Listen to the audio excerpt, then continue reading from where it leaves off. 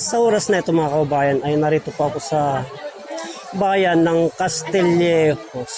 Dito sa palengke ng Castillejos mga kaubayan.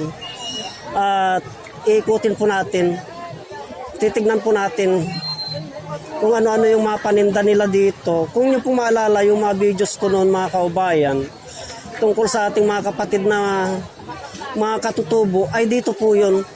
Pwede bang mag-hello dyan? Titignan po natin titignan po natin mga kaubayan kung ano po ngayon yung kanilang mga paninda dito na kan.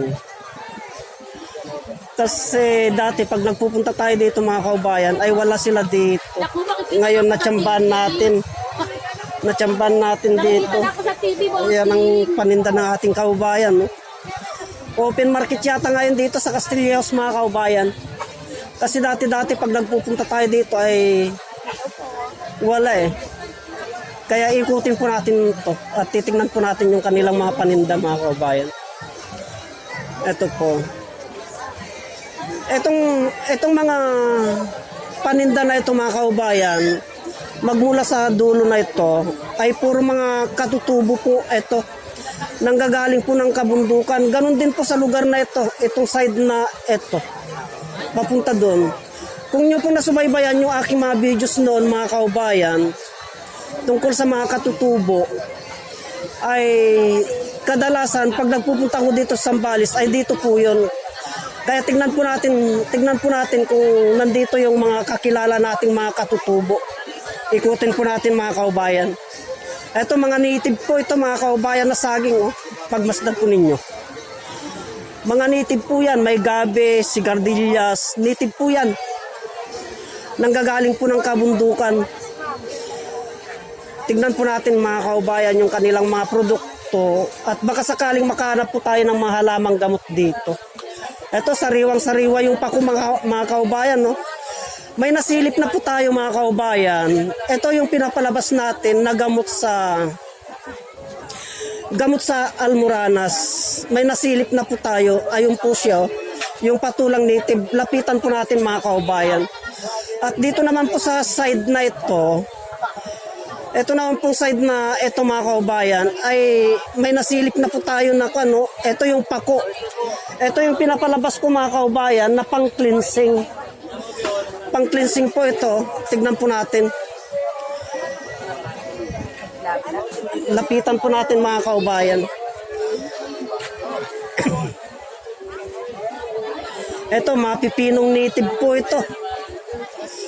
Ayan, mga native na pipino. Sili. Yan po.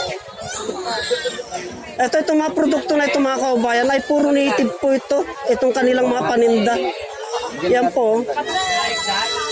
Itong talong na ito mga kaubayan, native po yan. Ito. At ito din po yung pako, yung pinapalabas ko tungkol sa pang-cleansing sa katawan mga kaubayan. Yan po. Ikot po tayo mga kaubayan. Ang daming paninda ang ating mga kapatid na mga katutubo. Oh. Hello, baby. Hi ka. Itong anak na ating kaubayan eh. Na-extra pa po. Ang cute po. Isinama ng kanyang magulang sa... kaway ka na, baby. Hi. Hi. Ito. So itong mga paninda na ito mga kaubayan, magmula dun sa dulo, sa pinanggalingan natin ay puro native po. At sariwang-sariwa po mga kaubayan, pagmasdan po natin, no? Ultimo saging native po ito mga kaubayan. Gabi. Itong puso ng saging na ito yung pinapalabas ko po tungkol sa nagdudura at nagsusukan ng dugo. Mga kaubayan, ikot po tayo hanggang doon sa dulo. Open public market yata ito. Ito naman, paninda ng ating kaubayan, may suka. May suka yata ito, may sili pa, oh. Sukang Ilocos daw to mga kaubayan. Puro daw sukang Ilocos. Ito. Kaya pagpatuloy po natin ang paglalakad mga kaubayan. Pagkatapos po natin mag-vlogs mga kaubayan, ay doon naman po tayo mamimili. Yan po. Ang daming gulay mga kaubayan, puro sariwa, oh. Puro sariwa po. Pati dun sa kabila na yun mga kaubayan, ikutin po natin yan. Ito, may gabi, papaya, mga native. Ayun, yung kalot na yun mga kaubayan. Tutukan natin sandali ito mga kaubayan. Ito. Itong kalot na ito, mga kaubayan, itong kalot na ito ay ito po yung kinakain ng mga ating mga kapatid na gerilya nung panahon ng gera. Pag naubusan po sila ng pagkain, itong kalot na ito mga kaubayan, ito. Hindi po basta-basta ang paggawan niyan kasi nakakahilo pag hindi mo po alam gawin. Itong kalot na ito po yan mga kaubayan. Ito may labong na hiwa-hiwa na.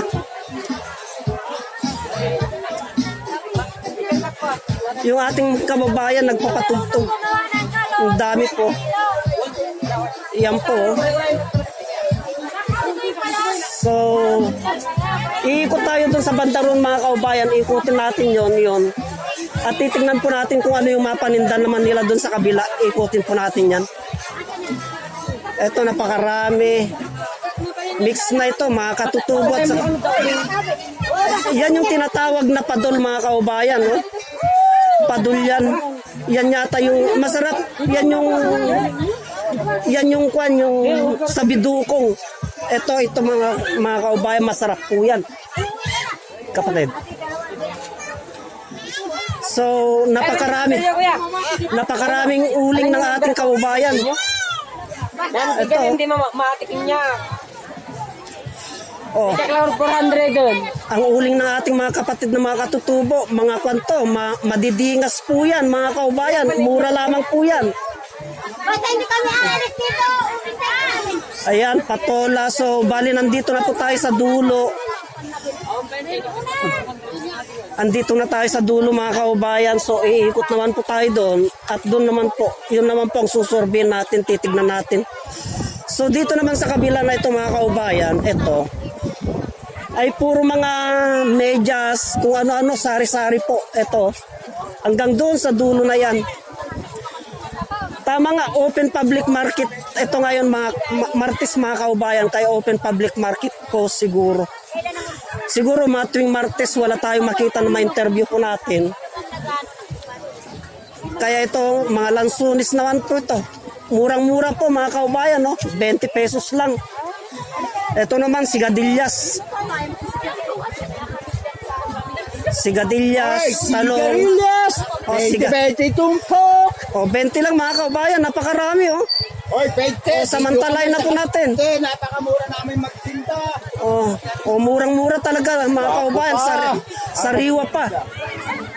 So, dito naman, mapipino, tapos yung pako. Ayan, sariwang-sariwa po yung mga kanilang mga paninda dito mga kaubayan. So ikutin natin hanggang sa dulo itong ating kapatid. Ito naman ang kanyang tinitinda, oh. Chicharon. Oy, 20 na lang. Ito, sariwa po ito mga kaubayan, oh. Labanos, native po ito. Labanos, opo. Mga sariwa. Sibuyas. Tama nga po.